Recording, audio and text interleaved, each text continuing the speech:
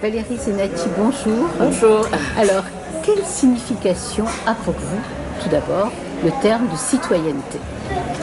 Alors, citoyenneté, pour moi, c'est un terme qui est à la fois, qui implique spontanément une responsabilité. Pourtant, on pourrait dire que la citoyenneté, ce sont aussi des droits, mais spontanément, je penserais à une forme de responsabilité à l'égard d'un collectif auquel on appartient, et de responsabilité critique, je dirais, à l'égard du pays dans lequel on vit. Pour moi aussi, la citoyenneté s'associe à la démocratie. Alors, je ne sais pas si ça tient la route politiquement, mais j'associe la citoyenneté à la démocratie. Alors, qu'est-ce qu'un cinéma citoyen, selon vous? Un cinéma citoyen, je dirais que c'est un cinéma qui ne cherche pas forcément à faire passer un message, comme on dit, parce que je me méfie souvent des intentions de trop déclarer, d'un côté didactique. Mais je pense que ça serait un cinéma qui s'empare de questions du présent et qui les traite sans être forcément de parti pris, sans être moralisateur, sans être un cinéma didactique là aussi, mais profondément engagé dans une vision de cette question citoyenne. C'est plus l'engagement dans la vision que l'engagement dans l'interprétation qu'on pourrait faire de cette vision, et l'interprétation qui appartiendra au spectateur et qui n'appartient pas au créateur. Et est-ce que vous pouvez citer quelques exemples de films emblématiques de la citoyenneté dans l'histoire du cinéma ou dans l'actualité du cinéma? Est-ce qu'il y a des films, des titres de films qui vous viennent à l'esprit? Alors bon, le premier titre, c'est un titre qui a été récompensé par le prix et qui est Les Misérables. Parce que ce film, pour moi, a été comme pour d'autres un choc sur sa façon de dessiner des trajectoires, de dessiner des personnages On va attendre.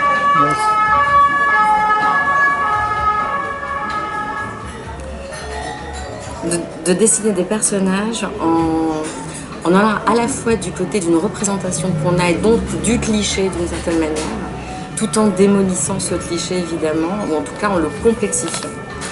Et pour moi, je le réalise en parlant de ce film, un film citoyen, c'est un film qui fera forcément réfléchir sur la place de l'homme dans la société.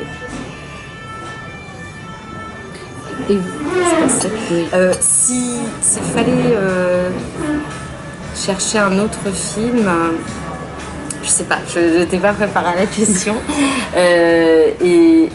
Et comme ce n'est pas forcément le regard avec lequel j'ai vu les films, alors bien évidemment parmi les films israéliens que je connais, je dis bien évidemment parce que c'est un cinéma que j'ai vu souvent, un film comme Val Saïd Bachir est pour moi aussi un film citoyen, dans la mesure là où il va du côté du tabou, du côté du non-dit collectif, du non-dit, du récit national, et il fait exploser quelque chose à l'endroit de ce non-dit.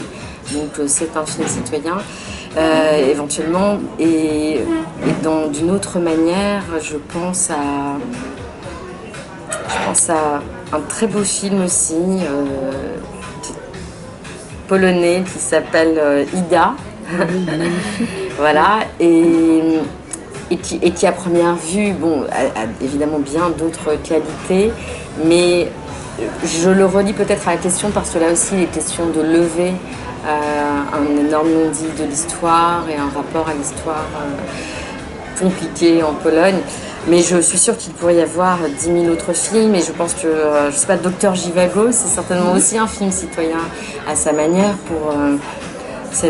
et bien au-delà, mais il n'est pas que ça, mais pour cette plongée, là aussi dans une tourmente humaine, au moment où la révolution et le politique décident de chaque instant de la vie des hommes et des femmes. Propre filmographie, en tant que scénariste, on peut dire que aussi bien Une bouteille à la mer que Ultimatum, ou même et surtout d'ailleurs La Mélodie, ce sont des films citoyens. C'est vrai, c'est vrai, je suis heureuse d'avoir été associée à ces films qui sont pour d'autres d'entre eux des adaptations de mes livres. Et je pense que... Et puis j'étais très heureuse d'être associée à La Mélodie aussi, parce que là il y a quelque chose, pardon de parler de moi, mais que je porte en moi depuis l'enfance, qui est vraiment une question permanente sur l'individu face au monde, l'individu face à l'histoire, face à l'actualité, face à ce qui peut le broyer. Ouais, ce qui peut l'élever aussi, ouais, ce qui peut l'élever, comme la musique. Exactement. Et donc les questions sociales, les questions historiques, les questions d'injustice, les questions de, comme dans La bouteille, d'impossibilité de discuter, parce que je pense que là où on ne peut plus discuter, il y a un immense danger. C'est pas forcément le silence, enfin on pourrait parler du silence pendant des heures, il y a des silences qui sont des beaux silences, en musique notamment, il y a des silences qui sont des silences d'amour, des silences de réconfort, mais l'incapacité de discuter, c'est d'ailleurs pas, en général c'est pas le silence, c'est souvent les cris, c'est l'impossibilité d'avoir un avis et d'émettre un avis contradictoire, et d'expérience, et c'est quelque chose qui continue de m'inquiéter beaucoup aujourd'hui, d'expérience, ces zones où on ne peut plus parler, où on ne peut plus émettre un avis différent, sont des zones de grand danger. Et il se trouve que, enfin là je parle notamment d'Une bouteille dans la mer de Gaza, qui est un film qui me tient à cœur, et puis dans La Mélodie, c'est autre chose qui se joue, c'est évidemment les origines sociales, et à quoi j'ai droit lorsque je suis née dans une couche sociale qu'on appelle défavorisée, qui n'a pas forcément accès à toutes les portes qui peuvent ouvrir vers l'art, vers la réflexion, vers la création. Et alors sans du tout tomber dans un misérabilisme évidemment qui serait inintéressant, faux et déplacé par rapport à ces gens, puisque moi je viens d'un milieu extrêmement modeste, si on peut dire, et dans les générations précédentes carrément pauvre, voire qui a connu la misère. Donc connaissant ces milieux-là, je pense que j'aime en parler aussi, pour à la fois montrer tout ce qui existe de beau chez les êtres humains qui savent s'ouvrir, mais aussi là dans ce film, tout ce qui peut s'ouvrir grâce au monde qui n'est pas forcément l'entourage immédiat. Et là, ça passe par l'école, ça passe par la musique. Et oui, moi, je rêve d'un monde où tous les enfants feraient de la musique à l'école, autant que des maths ou du français. Alors, comment imaginez-vous votre rôle de présidente du jury du prix de la citoyenneté à Cannes, au festival?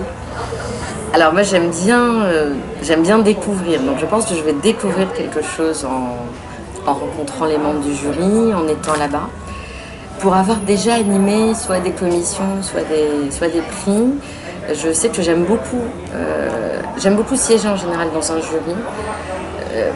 Je peux aimer présider aussi, mais pour moi, ces lieux, je dis souvent, ce sont des lieux de subjectivité intègre.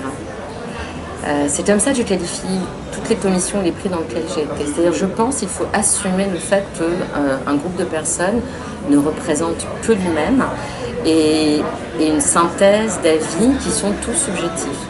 Mais le mot intègre est très important, c'est-à-dire qu'il est très important pour moi que les seules considérations qui entrent en ligne de compte soient des considérations éthiques, esthétiques, politiques, sensibles, intellectuelles, y compris lorsqu'on n'est pas forcément capable d'étayer son jugement. Alors évidemment, dans un jury, c'est important de pouvoir le faire. Moi, j'espère, je serai, je pense, au même niveau de discussion que mes camarades. Je ne vois pas du tout ma position comme une position de surplomb, mais j'espère être peut-être une sorte de chef d'orchestre, puisque la musique est importante pour moi, de chef d'orchestre qui permettra à chacun de jouer sa partition, de l'exprimer et d'arriver à un avis commun. Et l'avis commun, c'est toujours un mystère. C'est un consensus qu'il faut accompagner parce qu'il n'a rien d'évident a priori. Et c'est cet accompagnement que je vais essayer de faire en étant à l'écoute de moi-même par rapport à mon propre regard et des autres évidemment. Merci beaucoup Valérie Zanetti. Merci.